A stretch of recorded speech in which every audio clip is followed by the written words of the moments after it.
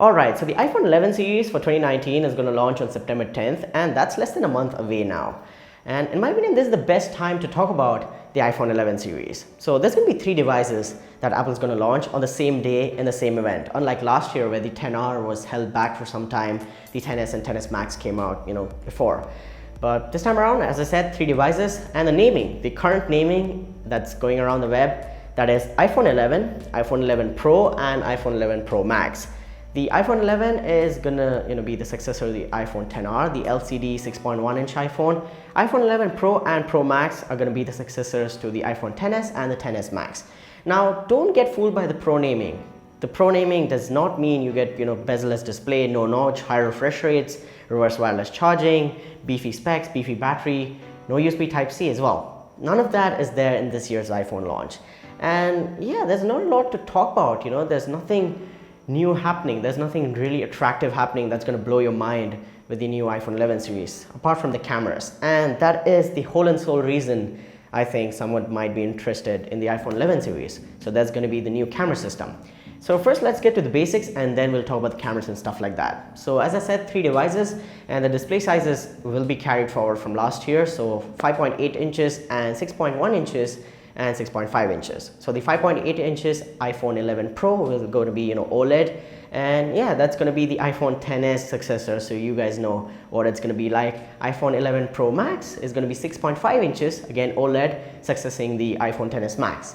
The iPhone 11R is going to be interesting this year because it's going to be 6.1 inches, and this is the last year that Apple will include a liquid retina LCD display in our new phone. So it's going to be improving, and yeah, according to the leaks, there is some display improvements, but that doesn't necessarily mean resolution improvements.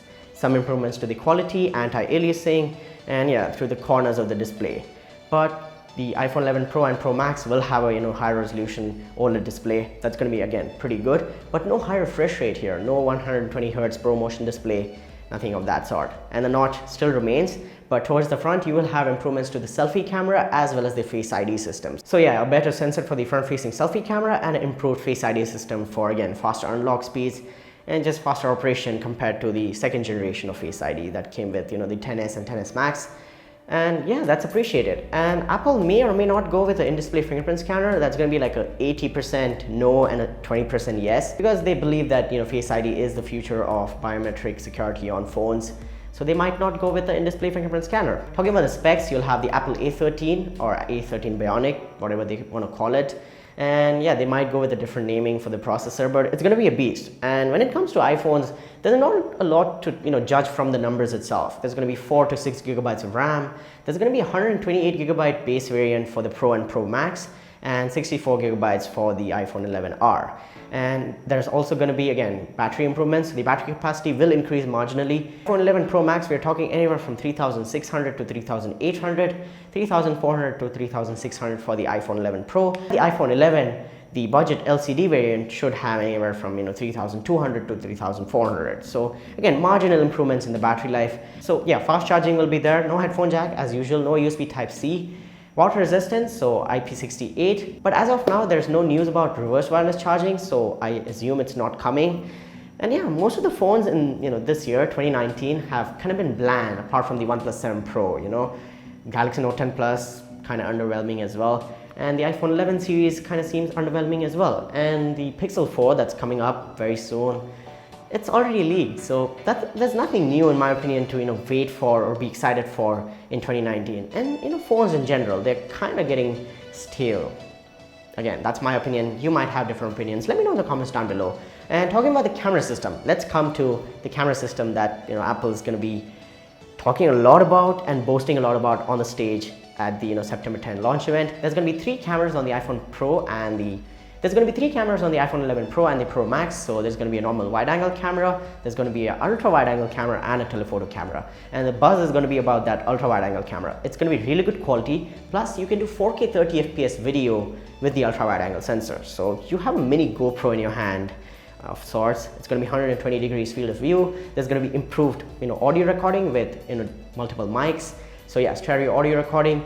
And it's all going to be about the camera system. So better HDR, they're going to add Siri intelligence to the camera. There's going to be portrait mode data that's going to be captured on all 3 sensors, OIS, they're going to throw numbers at you, they're going to throw, good camera samples at you, but that's kind of it, the front camera, the rear camera. And because of that, huge camera system, the design of the iPhone on the back will change. So they'll have this, palette kind of design. The 3 cameras are stacked with the flashlight.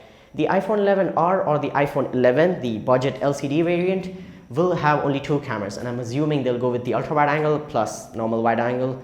No telephoto. Please give us the ultra wide angle on the iPhone 11 or the budget iPhone 11R. The naming is again not confirmed, so I'm using both the names. So yeah, if you have ultra wide angle on the budget iPhone, that will be amazing, and anyone who buys it will enjoy taking videos and pictures on that phone.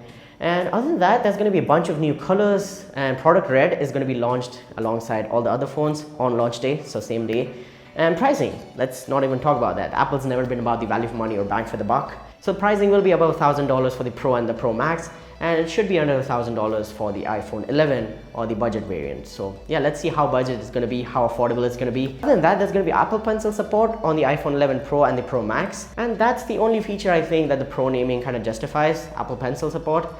But maybe they're holding back for 2020, iPhone 12 or 11s, 11s Max, whatever it is. It's going to be the 2020 release that everyone's waiting for. They'll have all the great features, bezel-less display, high refresh rate display, as well as USB Type-C, reverse wireless charging, just overall really feature packed phone. But other than that, guys, I hope you enjoyed.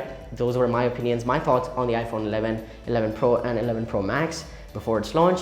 Once they get launched, we'll talk about them, we'll compare them to other devices, and I'll tell you guys if you should buy them or not. But with that being said, guys, I hope you enjoyed this video. If you did, then go ahead and smash the like button, as well as subscribe to the channel. We are very close to 10,000 subscribers.